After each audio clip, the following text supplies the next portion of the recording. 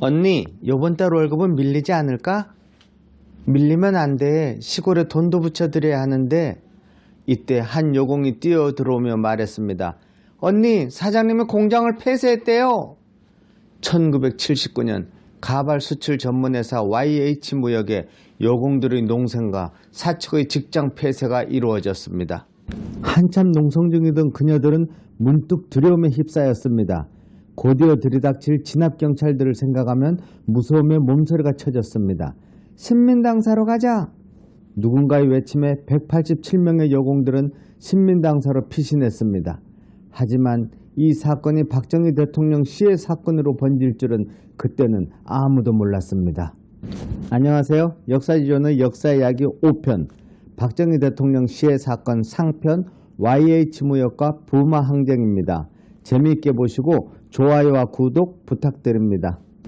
일제강점기와 6.25를 거치며 세계 최빈국에서 개발도상국으로 도약하는 동안 경제는 발전한 것 같은데 노동자들의 생활은 나아지는 것이 없었습니다.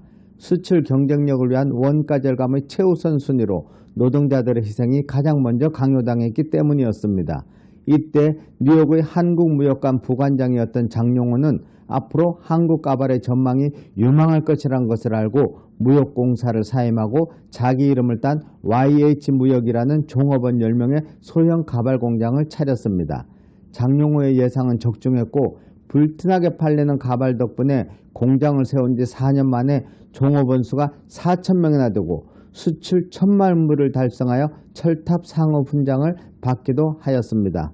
고액개인 소득자 순위 8위를 차지하기도 하면서 승승장구하던 그는 미국으로 이민, 가발 사업으로 번 돈으로 백화점을 인수하는 등 하면서도 노동자들의 임금에는 전혀 신경 쓰지 않았습니다. 1970년대 국가의 정책이 경공업에서 중화업으로 변경되자 가발 산업이 더 이상 옛날과 같은 황금알을 낳는 사업이 아닌 사양 산업으로 변해가면서 장용호는 공장을 폐쇄시켰습니다. 이에 여공들은 농성을 벌였으나 현장을 급습한 경찰의 무자비한 진압을 당하고 보니 정신이 퍼뜩 들었습니다. 농성 장소를 바꾸자. 사장 장용호가 미국 시민권자이니 미국 대사관으로 가자. 회사 주거래 은행인 조흥은행으로 가자. 정부 여당이 항의하기 위해 공화당 당사로 가자.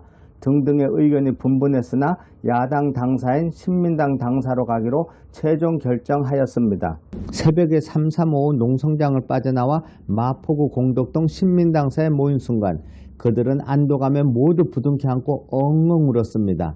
신민당 김영삼 총재는 오늘하고 수고했다. 여기는 안전하니 안심하라고 이들을 위로했으나 사흘 후엔 8월 11일 새벽 경찰은 101호 작전을 개시, 불과 23분 만에 무자비한 진압을 하고 맙니다. 농성 중이던 여공들은 물론 신민당 국회의원, 기자, 당원, 심지어는 김영삼 총재까지 폭행을 당하는 사태에까지 이르고 맙니다. 그 와중에 22세 여공 김경숙의 싸늘한 죽음이 발견된 것이었습니다. 국민학교만 졸업하고 임금도 제대로 받지 못한 채 이 공장 저 공장 떠들던 그녀, YH무역에 입사 후 사원증을 받아들고 펑펑 울던 그녀, 그런 어린 여공이 죽었습니다. 70년대의 시작은 전태일의 분신으로, 마지막은 연약한 한 여공의 죽음으로 끝이 나고 말았습니다.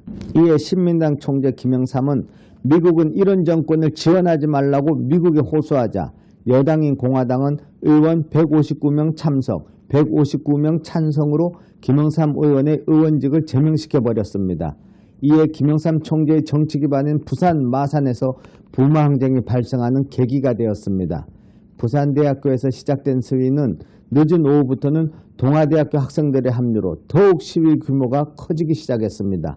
시위에는 시민들의 적극적인 지휘와 참여가 더해지면서 단순한 학생 시위를 넘어 민중항쟁으로 전개되기 시작했습니다. 5만여 명의 인파가 부영극장 앞 간선도로를 꽉 메운 채 시위의 물결을 이루었습니다.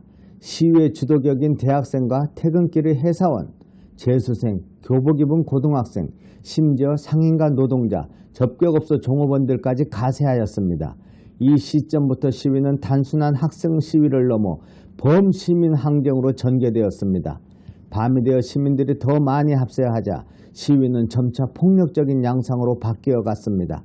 파출소, 신문사와 방송사, 경찰차에 돌을 던지고 불을 지르는 등 이튿날 새벽까지도 격렬한 시위가 전개되었습니다. 그때 이 광경을 조용히 지켜보는 사람이 있었으니 그는 바로 중앙정보부장 김재규였습니다. 미국이 한국에서 가장 대화가 잘 통하는 사람이라는 김재규. 미국은 조지아주 땅콩 농장 출신의 지미 카터가 대통령에 당선되면서 주한미군 철수와 인권을 제일로 내세우며 핵무기 개발을 선언하는 박정희 정권과 최악의 상황을 맞이하고 있던 때였습니다.